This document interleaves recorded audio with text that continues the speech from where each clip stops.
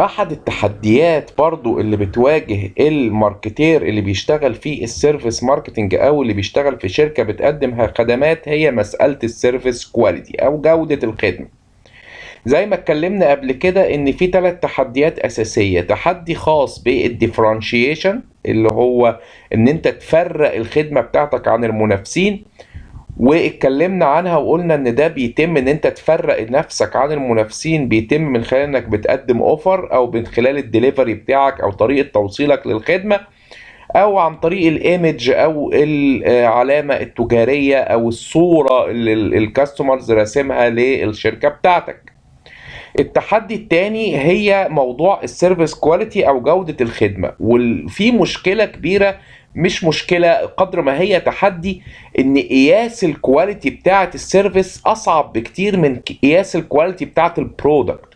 البرودكت او الحاجة المادية هو جهاز او تول او اوبجكت او حاجة مادية سهل قوي تقيم انه بيشتغل او ما بيشتغلش، بيشتغل بكفاءة او ما بيشتغلش بكفاءة، سهل التقييم فسهل تحدد الجودة. انما المشكلة في السيرفيس ان تحديد الجودة في موضوع السيرفيس دي موضوع صعب جدا، لانك ما بتبقاش عارف وانت بتقدم الخدمة المعايير اللي حاططها الكاستمر للجودة ايه هي.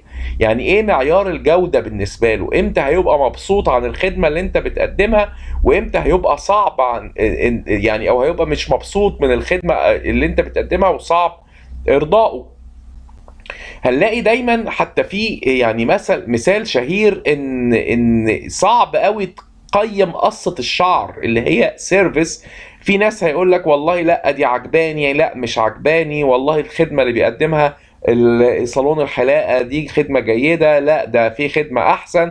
انما سهل قوي انك تحدد جودة السشوار بتاع الشعر او مجفف الشعر، لان دي منتج يا اما بيشتغل يا اما بيشتغلش، يا اما بيجفف كويس يا اما ما بيجففش كويس. انما معيار الجودة دايما في السيرفيس ماركتنج هي الكاستمر ريتنشن، اللي هو قدرتك على الاحتفاظ بالعميل وانه يبقى زبون دائم بالنسبة لك او هو بيشتري منك باستمرار.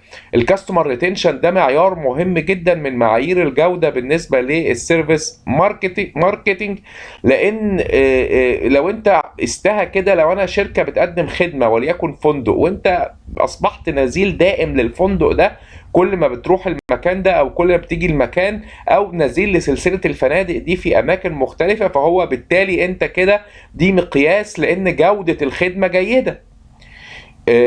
لو انت بتتعامل مع شركة اتصالات معينة وكل خدماتك اشتريت خط المحمول بتاعك منها، واشتريت الانترنت المنزلي منها، واشتريت الانترنت اللي هو الواي فاي منها وهكذا، فبتبقى ده مقياس ان انت الخدمة دي جيدة. وبالتالي ده معيار مهم لقياس الجودة للسيرفيس كامبانيز غير البرودكتس، او بتبقى اصعب من البرودكتس.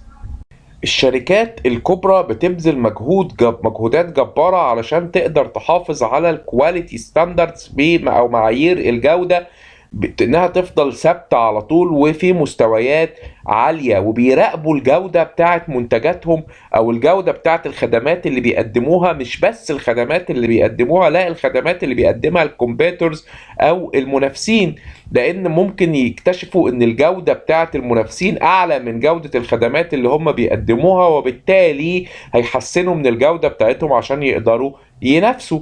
وبالتالي الشركات الكبيرة اللي بتقدم الخدمة أو الحريصة على الإيمج بتاعها بتكافح أو تقدر تقول بتحارب إنها تطلع الخدمة زيرو ديفكت، يعني ما فيهاش غلطة زي ما بنقول بالعربي.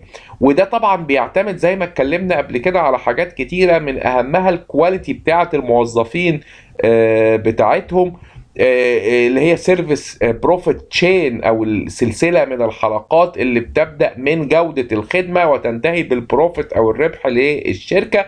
وبالتالي بيهتموا بدايه من العاملين وتدريبهم وتوفير البيئه المناسبه ليهم وهكذا، علشان هم اللي بيتعاملوا مع الكاستمرز. وطول ما الموظف مبسوط كل ما هينقل الانبساط ده والسعادة اللي هو فيها وإيمانه بالشركة بتاعته، إيمانه بالخدمات اللي بتقدمها والمنتجات اللي بتقدمها للعملاء.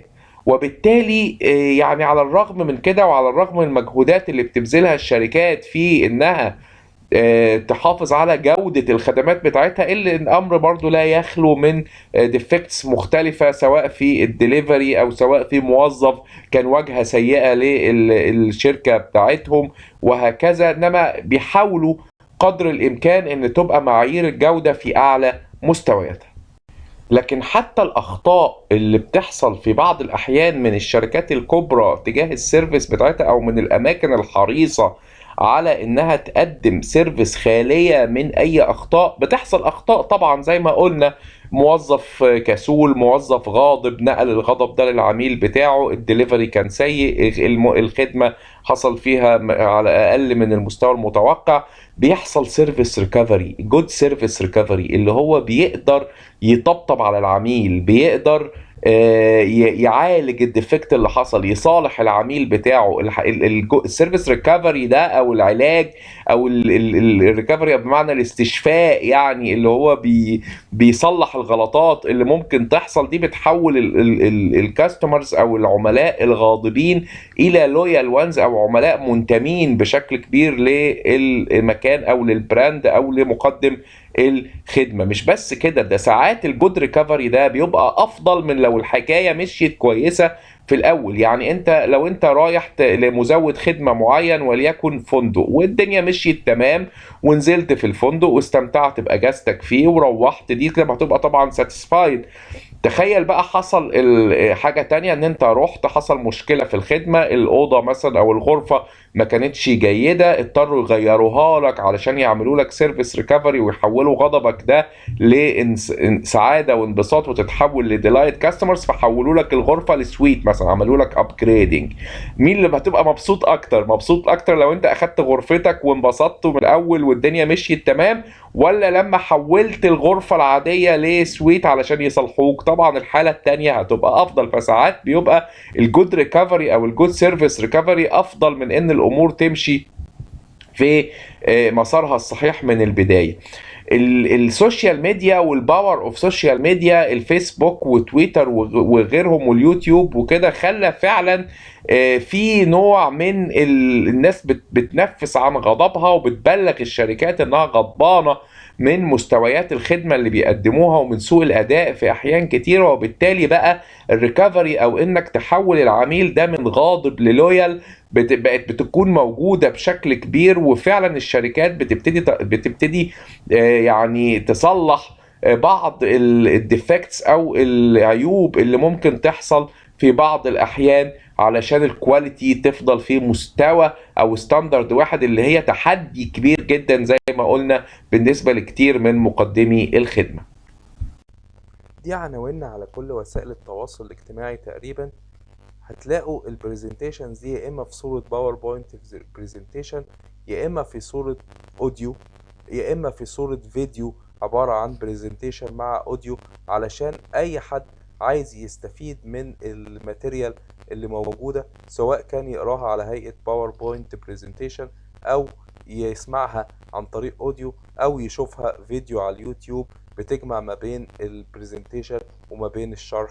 واتمنى ان الكل يستفيد، وان شاء الله نتقابل في سيشن بعد كده.